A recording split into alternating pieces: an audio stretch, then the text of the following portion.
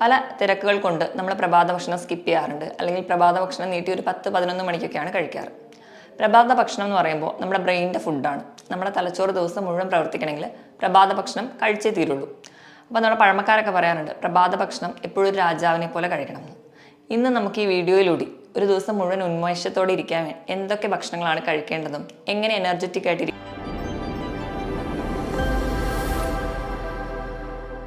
Hi, ഞാൻ doctor പ്രിയ, Q1B health കെയറിലെ homeopathic ഫിസിഷ്യനാണ്.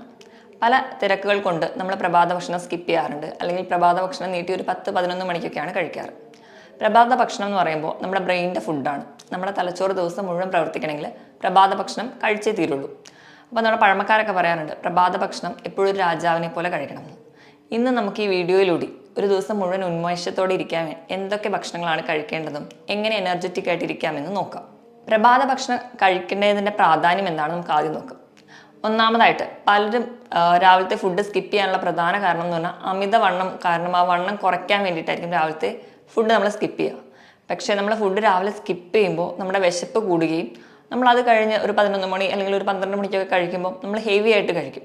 അത് നമുക്ക് അമിതവണ്ണം കൂട്ടുകയാണ് ചെയ്യാറ്. രണ്ടാമതായിട്ട് പ്രഭാത ഭക്ഷണം എന്ന് പറഞ്ഞാൽ നമ്മുടെ ബ്രെയിനിൻ്റെ ഫുഡാണ്. അപ്പോൾ കുട്ടികളൊക്കെ സ്കൂളിൽ പോകാൻ തുടങ്ങുമ്പോൾ രാവിലെ നമ്മൾ പ്രഭാത ഭക്ഷണം കഴിപ്പിച്ചില്ലെങ്കിൽ അല്ലെങ്കിൽ സ്കിപ്പ് ചെയ്യുകയാണെങ്കിൽ അവർക്ക് അന്നത്തെ ദിവസം മുഴുവൻ പഠനത്തിന് പിന്നോട്ടായി പോവുക, അതുപോലെ തന്നെ ഓർമ്മക്കുറവ് തുടങ്ങിയ ബുദ്ധിമുട്ടുകൾ കാണാറുണ്ട്. നമ്മൾ പ്രഭാത ഭക്ഷണം സ്കിപ്പ് ചെയ്യുന്നതിൻ്റെ ഭാഗമായിട്ടാണ് ഡിമെൻഷ്യ പോലെയുള്ള ഓർമ്മക്കുറവ് പോലെയുള്ള രോഗങ്ങൾ പല പ്രായത്തിലും കണ്ടുവരുന്നത്. അതുപോലെ തന്നെ നമ്മുടെ പ്രമേഹ രോഗമുള്ളവരൊക്കെ ആണെങ്കിൽ ആ ഒരു ഇൻസുലിൻ ബാലൻസ് തെറ്റുകയും അതുപോലെ തന്നെ പ്രമേഹ രോഗ സാധ്യത കൂട്ടുകയാണ്. നമ്മൾ രാത്രി ഭക്ഷണം കഴിച്ചു കഴിഞ്ഞ് പിന്നെ ഒരു ലോങ് ഗ്യാപ്പ് വരുമ്പോൾ നമ്മുടെ ശരീരത്തിൽ ഗ്ലൂക്കോസിൻ്റെ അളവ് കൂടും. അതുവഴി ഇൻസുലിൻ കൂടുതലായിട്ട് ഉൽപ്പാദിപ്പിക്കും. അതുവഴി ടൈപ്പ് 2 ഡയബറ്റീസിലോട്ടൊക്കെ എത്താനുള്ള കാരണമാകുന്നുണ്ട്. അതുപോലെ നമ്മൾ രാവിലത്തെ ഫുഡ് എന്ന് പറഞ്ഞു കഴിഞ്ഞിട്ടുണ്ടെങ്കിൽ നല്ല ഹെൽത്തി ആയിട്ടാണ് നമ്മൾ കഴിക്കാറ്. അപ്പോൾ നമുക്ക് ധാരാളം വൈറ്റമിൻസ് കിട്ടുന്നു, ധാരാളമായിട്ട് ധാതുക്കളൊക്കെ നമുക്ക് ലഭിക്കുന്നു. അതുവഴി നമുക്ക് നമ്മുടെ രോഗപ്രതിരോധ ശേഷി വർദ്ധിപ്പിക്കാനും നമുക്ക് പല രീതിയിലുള്ള ഇൻഫെഷ്യസ് ആയിട്ടുള്ള ഡിസീസസ് തടയാനും സഹായിക്കും. ഇപ്പം മൈഗ്രെയിൻ പോലെയുള്ള രോഗങ്ങളുടെ പ്രധാന കാരണം എന്ന് പറയുന്നത് നമ്മൾ ഫുഡ് സ്കിപ്പ് ചെയ്യുന്നതാണ്. അപ്പം മൈഗ്രെയിൻ പോലുള്ള ചാൻസ് നമ്മൾ ഈ പ്രഭാത ഭക്ഷണം സ്കിപ്പ് ചെയ്യുന്നതുകൊണ്ടാണ് കൂടുതലായിട്ട് ഉണ്ടാകുന്നതായിട്ട് കണക്കുകൾ പറയുന്നത്. അതുപോലെ തന്നെ ഹൃദ്രോഗ സാധ്യത പ്രഭാത ഭക്ഷണം സ്കിപ്പ് ചെയ്യുന്നവർക്ക് വളരെ കൂടുതലായിട്ട് കണക്കുകൾ പറയുന്നുണ്ട്. നമ്മൾ ഫുഡ് സ്കിപ്പ് ചെയ്യുന്ന ഒരു കണക്കുകൾ എടുക്കാൻ 27% പേർക്കും ഹൃദ്രോഗ സാധ്യത കൂടുകയും അതുവഴി കൊളസ്ട്രോളൊക്കെ കൂടുന്നതായിട്ട് നിൽക്കുന്നതും കാണാം. അതുപോലെ നമുക്ക് എന്തെങ്കിലും കോൺസെൻട്രേഷൻ നഷ്ടപ്പെടുക അങ്ങനെ തുടങ്ങി പല പഠന വൈകല്യങ്ങളിലോട്ടും പോകാനുള്ള പ്രധാന കാരണവും പ്രഭാത ഭക്ഷണം നമ്മൾ സ്കിപ്പ് ചെയ്യുന്നത് കൊണ്ടാണ്. ഇതോടൊപ്പം തന്നെ നമ്മുടെ കൊളസ്ട്രോളിൻ്റെ ലെവൽ മെയിൻറ്റെയിൻ ചെയ്യാനും നമ്മുടെ ശരീരത്തിൽ ഗുഡ് കൊളസ്ട്രോൾ ഉണ്ടാക്കാനും നമ്മൾ പ്രഭാത ഭക്ഷണം കഴിക്കേണ്ടത് അത്യാവശ്യമാണ്. അതുപോലെ തന്നെ ഒരു പ്രായം എത്തിക്കഴിഞ്ഞാൽ നമ്മുടെ ശരീരത്തിൽ കാൽസ്യം മെറ്റബോളിസം കൃത്യമായിട്ട് നടക്കില്ല.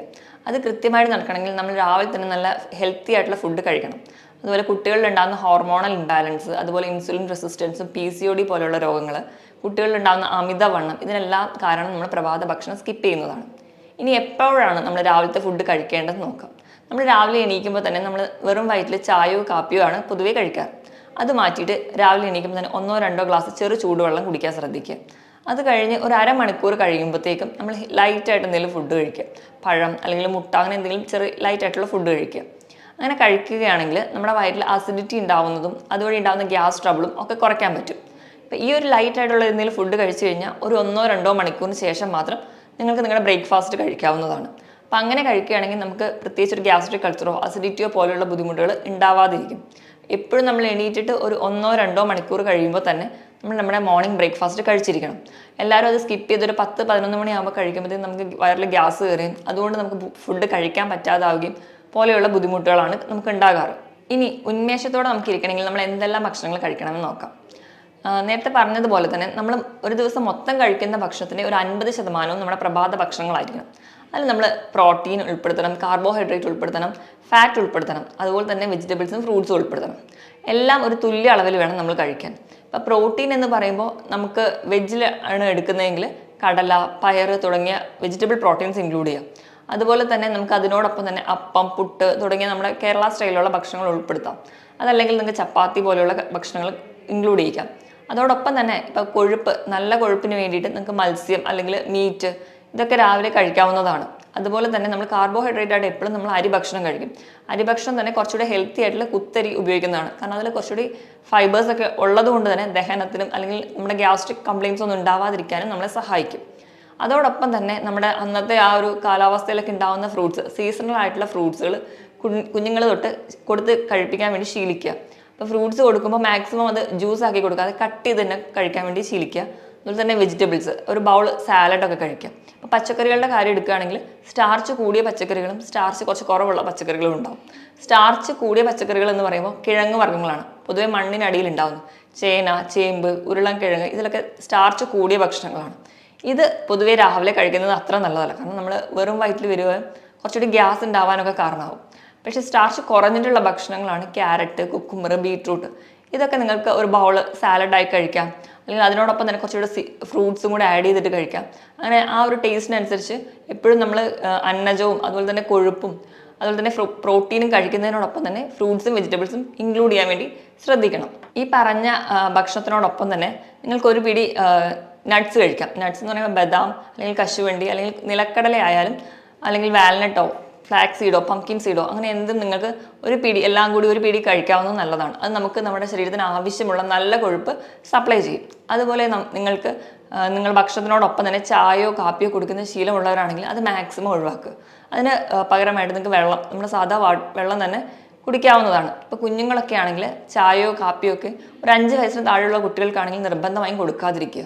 നമ്മൾ സ്ഥിരമായിട്ട് ചായയോ കാപ്പിയോ കഴിക്കുന്നവരാണെങ്കിൽ നമ്മുടെ ശരീരത്തിലുള്ള അയണിൻ്റെ അബ്സോർപ്ഷൻ കുറയ്ക്കും. അതുപോലെ തന്നെ നമ്മുടെ ശരീരത്തിൽ പെട്ടെന്ന് ഡീഹൈഡ്രേഷൻ ഉണ്ടാക്കുകയും ചെയ്യും. അതുകൊണ്ട് തന്നെ നമ്മുടെ ഭക്ഷണം കഴിക്കുകയാണെങ്കിൽ പോലും അതിൽ നിന്നുള്ള ഗുണങ്ങളൊന്നും നമുക്ക് കിട്ടാതെ വരും. അപ്പോൾ മാക്സിമം ചായയോ കാപ്പിയോ ഒഴിവാക്കുക.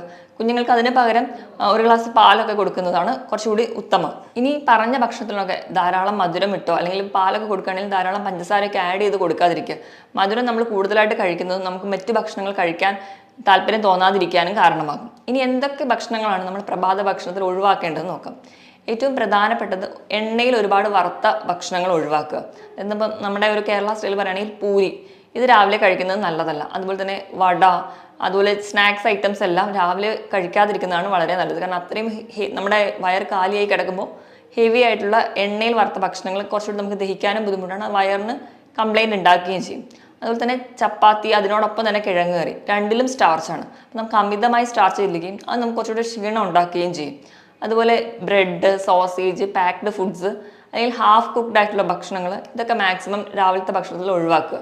നിങ്ങൾ ബ്രെഡൊക്കെ കഴിക്കണം അല്ലെങ്കിൽ ബന്ന് അങ്ങനത്തെയൊക്കെ കഴിക്കണം എന്ന് ആഗ്രഹമുള്ളവരാണെങ്കിൽ 2 ആഴ്ച കൂടുമ്പോൾ ഒരിക്കൽ കഴിക്കാം.